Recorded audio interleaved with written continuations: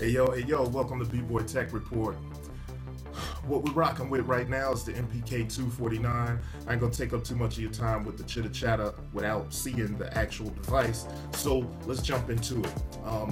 Before we do though, I will say that it is a dope upgrade. They took care to keep it as similar to the original as they could, with giving it some needed upgrades, and it's a really fresh refresh.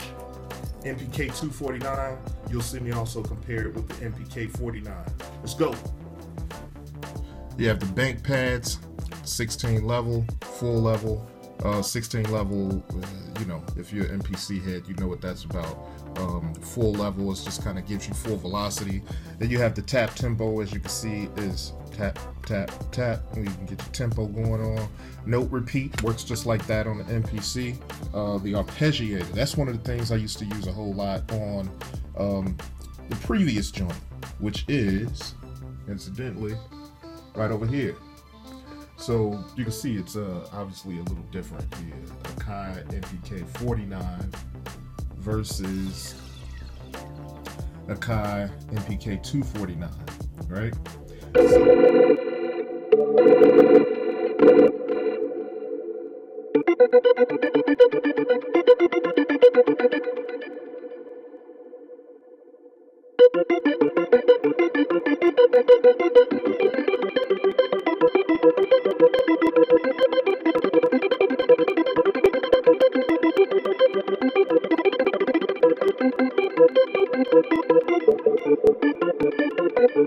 Illuminated pads, pressure sensitive, what they call an MPC, authentic MPC pads. And I can say that the difference in these pads on the 249 is that they're a little more stiff and a little more firm, and that works. You can bang on them and it still does what you need it to do. It has a good feel to it.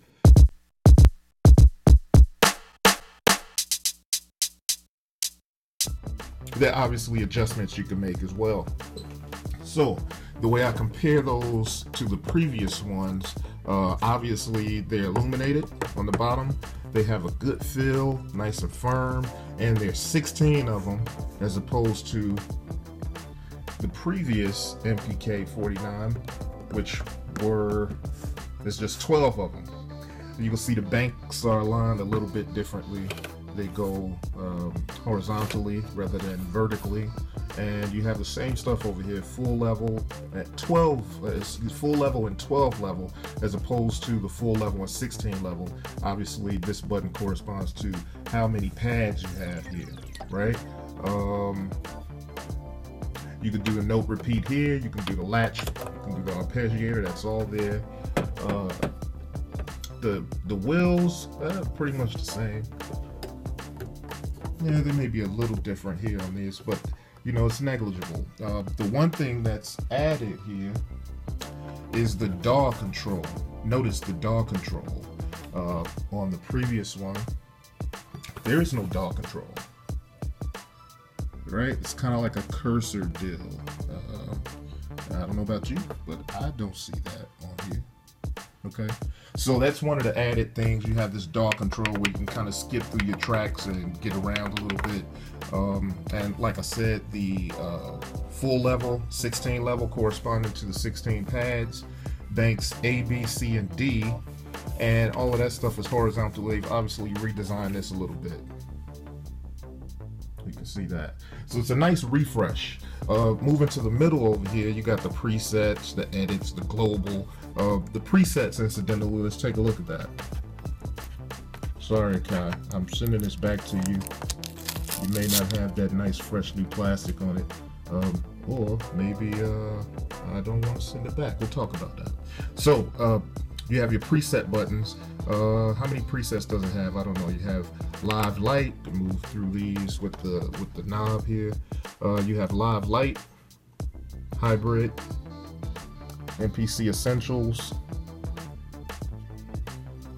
twist, 88, bitwig, reason, Studio One, Pro Tools, Cubase, FL Studio, Sonar, Logic, Vox, AirTech, drummers on. So you got a lot of nice presets in here. There's quite a few. I won't name them all. I mean, there's a ton of them.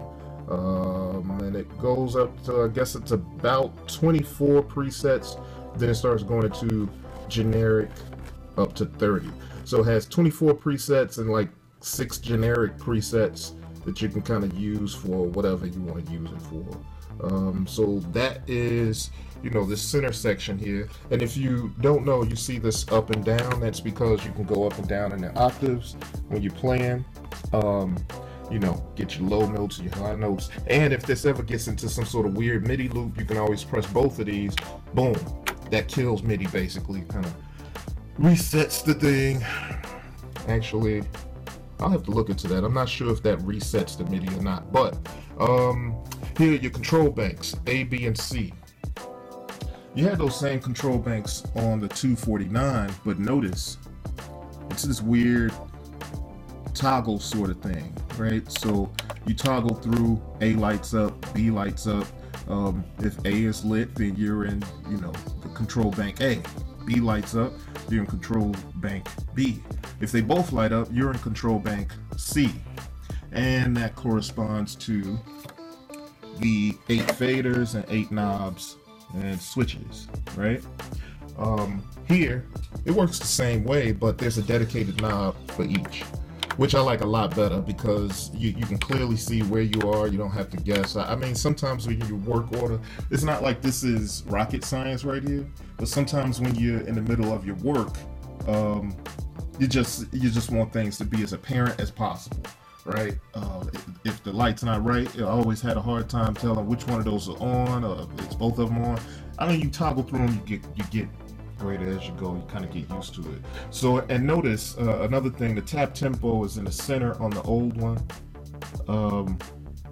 but they removed that tap tempo to put dedicated buttons for the control bank buttons. See here, and you have yet another control here that's similar to the DAW control. So it's just a couple navigation buttons, and there's a good refresh on these sliders here. There's still 8 of them. There's still 8 switches. You got your time division buttons. That was also in the first one. Let's go back over here and check that out. Your time division buttons, time division, you know, here you go. It's all of those, and you can also use those switches for different things. Pardon me, that's kind of dusty. You can see I haven't used that in a while. But this one is nice and new, and has better knobs, nicer feel. Let's compare these keys. That's one of the most important things. I hear a lot of people talking about the differences in these keys here. The keys feel a lot nicer. No lie, they're actually a lot nicer than the previous ones. These, I don't know if you can hear that, but they're kind of springy. I remember when the 49 first came out, I got it not long after it came out, sometime in the first year. So I saw the popularity grow, but I also saw people have a lot of problems with the keys, or not be so happy with the keys. And I don't know, was this the first keyboard of any sort that Akai made in quite some time? I know they used to make analog keyboards back in the day, different synthesizers and stuff back in the day. But I think when this came out, it was kind of a surprise because people were used to Akai making MPCs and such. So the keys, I don't know. I really can't.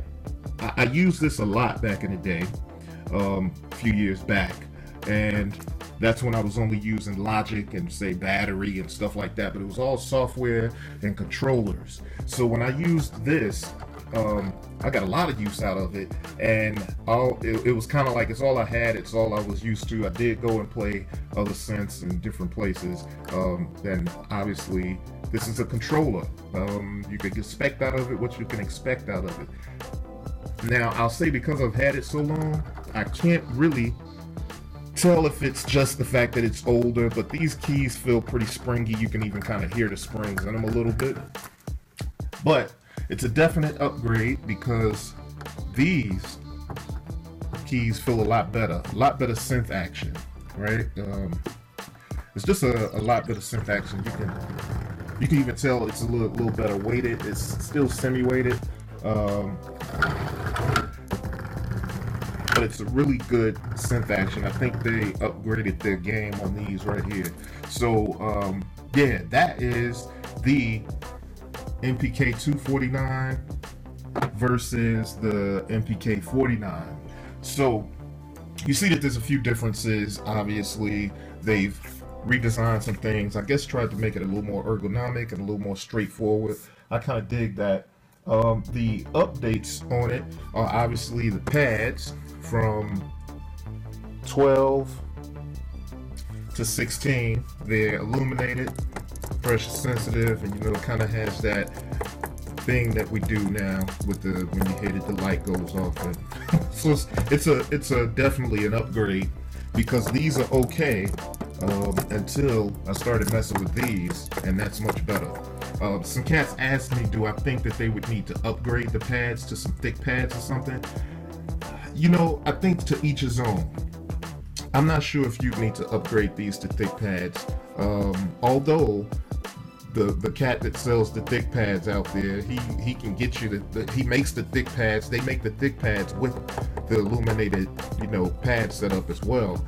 So I don't know if he makes them for this, and I know that they're a little smaller than the Mpc pads, if you can kind of compare that, right, to typical Mpc pads. Well, obviously these ain't typical because they're yellow, but the size are the right size. So these are definitely smaller, and that might be a little tough to tell. And the reason they're smaller is because they had to work with the same space. This thing is the same size as the previous one. So they had the same amount of space to work with here as they did here. So obviously the pads are going to be a little smaller. And they added the DAW control, they added some more nav stuff. It comes with a nice amount of software. It's 3 software pieces, and I'll talk a little bit more about that. But yeah, that's the MPK249. All right.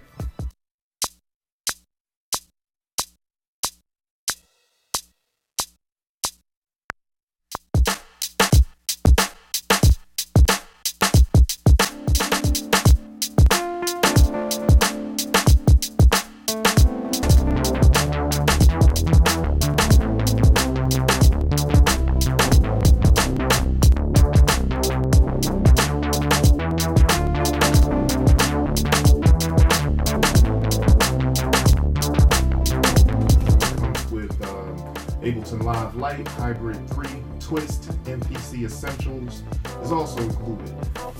Hybrid 3 is a dope piece. Actually, I think it was real good for Akai to team up with Air, because they're able to get their hands on stuff like Hybrid 3. It's a real dope. So this has been B-Boy Tech Report. Hope you enjoyed it. Come back next time. Peace.